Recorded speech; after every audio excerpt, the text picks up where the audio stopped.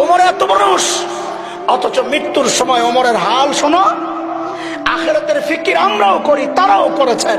হযরত ওমর মৃত্যু মুখে ইহুদির সন্তান আবু লুলু বিষাক্ত খঞ্জর দিয়া ফজরের নামাজের সময় যখন হযরত ওমরের পেটের মধ্যে চালায় নারী বুড়ি বের হয়ে গেছে, আহা, কাপড় দিয়ে পেঁচায়া মসজিদ নববীর ফ্লোরে ওমরকে শোয়া দেওয়া হয়েছে।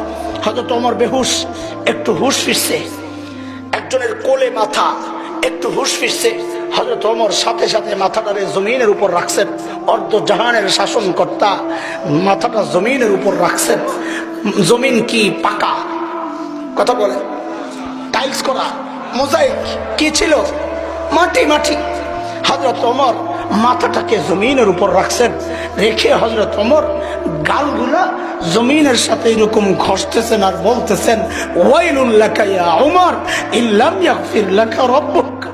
ওমর, তোমার রব যদি তোমাকে ক্ষমা না করে তো তোমার জন্য ভয়ঙ্কর বিপদ অপেক্ষা করছে।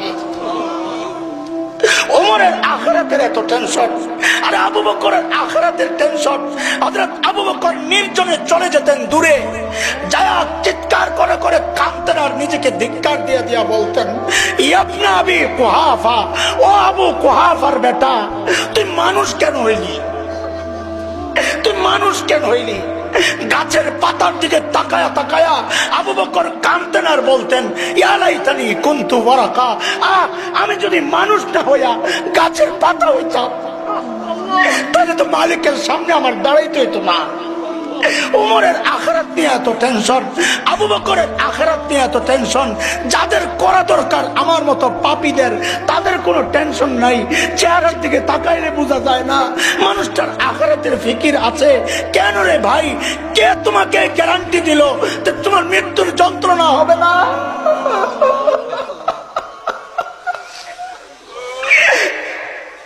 কে গ্যারান্টি দিছে?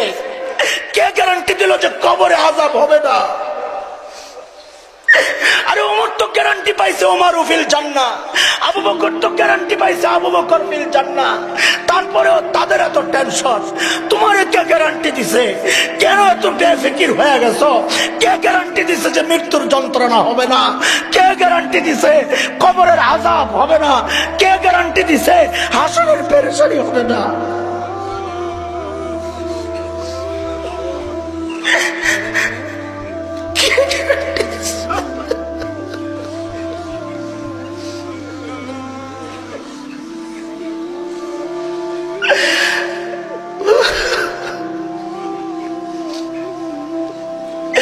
কে গ্যারান্টি দিল রে ভাই যে আমাদের জাহান্নাম থেকে মুক্তি পাওয়া যাবে?